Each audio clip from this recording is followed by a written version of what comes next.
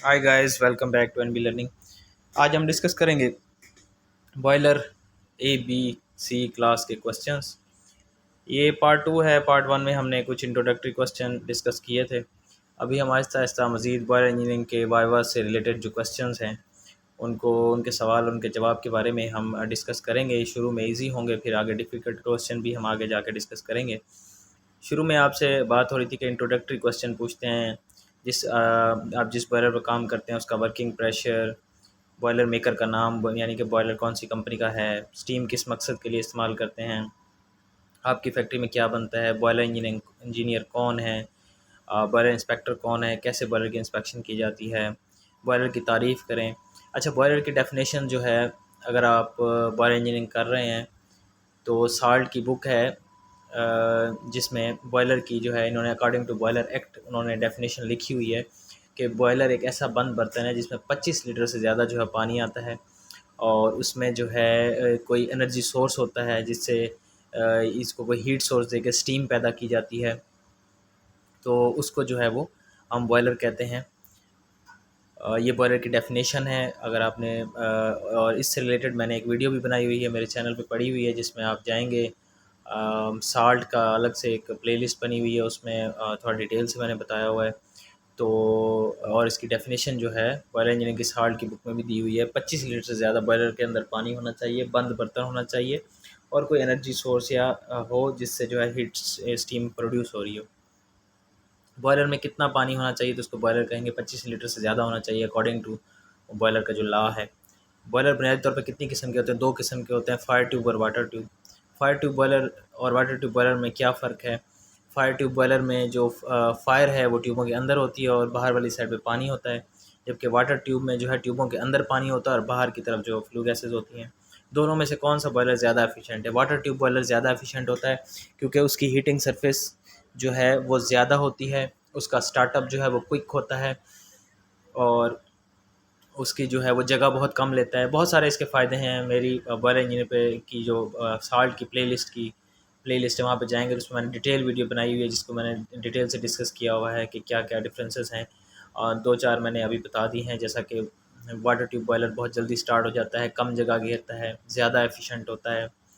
और दूसरा, water tube boiler को स्मोक ट्यूब बॉयलर पर क्यों तरजीह दी जाती है? वाटर ट्यूब बॉयलर को स्मोक ट्यूब बॉयलर पे इसलिए तरजीह दी जाती है कि वो कम जगह लेता है, उसका स्टार्टअप जो है वो ईजी होता है, और सबसे जो मेन चीज़ है वो हीटिंग सरफेस होता है, क्योंकि उसमें जो है पानी ट्यूबों के अंदर होता है।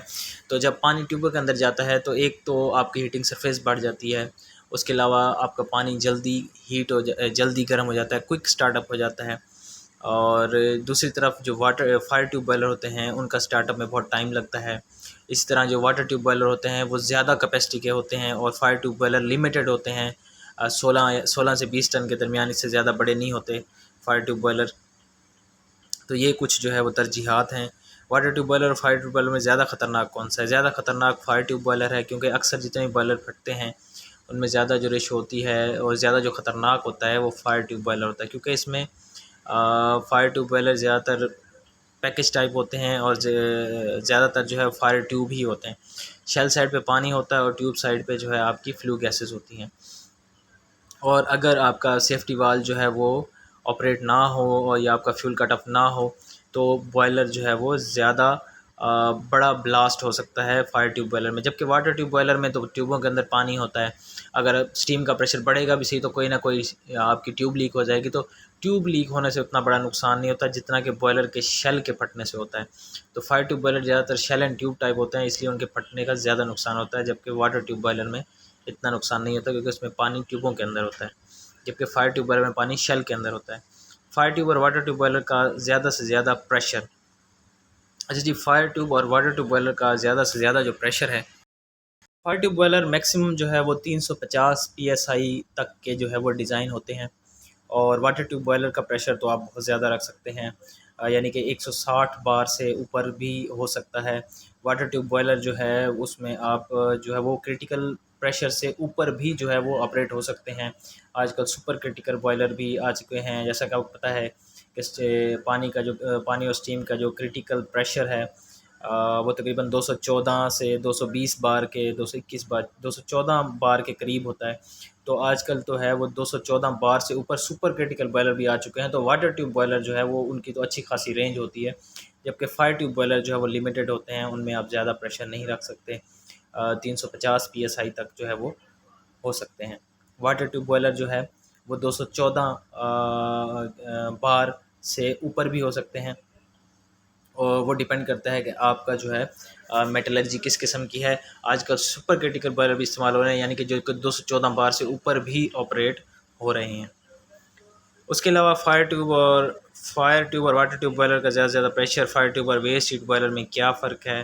फायर ट्यूब में और वेस्ट हीट बॉयलर में ये फ़र्क है कि फायर ट्यूब बॉयलर में जो है आपकी फर्नेस होती है। जैसे कि फायर ट्यूब बॉयलर है, उसके अंदर अपनी फर्नेस होगी और उसमें फ्यूल जलाया जाएगा, उसके अंदर अपना फ्यूल जलाया जाएगा और वो अपनी फ्लू गैसेस जनरेट करेगा। लेकिन जो वेस्ट हीट बॉयलर है उसके अंदर फर्नेस नहीं होती। वेस्ट हीट बॉयलर में टरबाइन की फ्लू गैसेस को या इंजन की फ्लू गैसेस को इस्तेमाल करते हुए स्टीम बनाई जाती है।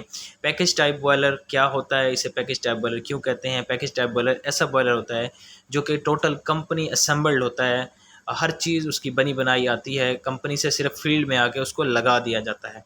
इसे पैकेज टाइप इसलिए कहते हैं क्योंकि ये कंपनी के अंदर टोटल असेंबल होता है, इसकी इंस्ट्रूमेंटेशन, इसका सब कुछ जो है पैकेज टाइप बॉयलर का कंपनी में बनता है, सिर्फ फील्ड में आके रख देते हैं, इसलिए इसको पैकेज टाइप बॉयलर कहते हैं। पैकेज टाइप बॉयलर के नुकसान, पैकेज टाइप बॉयलर के बहुत सारे नुकसान हैं, जैसा कि ये बहुत कम कैपेसिटी के होते हैं, इनकी क्लीनिंग करना बहुत मुश्किल होता है और ये ज़्यादा नुकसानदेह होते हैं। अगर इन पे कोई अगर ये फायर ट्यूब हैं तो फटने की सूरत में ये ज़्यादा नुकसान आपको दे सकते हैं। मेन जो मसले होते हैं, दो मेजर मसले हैं, एक तो ये ज़्यादा कैपेसिटी में नहीं आते हमारे पास, यानी कि छोटी कैपेसिटी के होते हैं, और दूसरा इनकी जो कम्पैक्टनेस बहुत ज़्यादा होती है, जिससे हमें सफाई वगैरह करने में बहुत सारे मसाइल का सामना पेश होता है।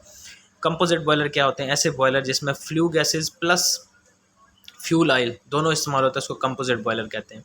यानी कि अगर एक बॉयलर है वो फ्लू गैसेस से चल रहा है, उसके अंदर अपनी फर्नेस नहीं है, तो उसको हम कहेंगे कि ये वेस्ट हीट बॉयलर है। और अगर एक बॉयलर जिसकी अपनी फर्नेस है, उसमें आप गैस या डीजल यूज़ कर रहे हैं, तो हम क्या कहेंगे कि वो पैकेज टाइप बॉयलर है। अगर इन दोनों को कंबाइन कर दें कि यानी कि ऐसा बॉयलर हो जो इंजन की फ्लू गैसेस पे भी चले और ज़रूरत पड़ने पर हम उसमें अलग से फ्यूल जला के एक्स्ट्रा जो है वो कैपेसिटी हासिल कर सकें, तो इसको कंपोजिट बॉयलर कहते हैं। ज़्यादातर ये जो है बहरी जहाज़ों में इस्तेमाल होते हैं, जिसमें इंजन लगे होते हैं, इंजन की फ्लू गैसेस से स्टीम प्रोड्यूस की जाती है और साथ में अगर ज़रूरत पड़े तो फ्यूल ऑयल को बर्न करके भी स्टीम को हासिल किया जाता है।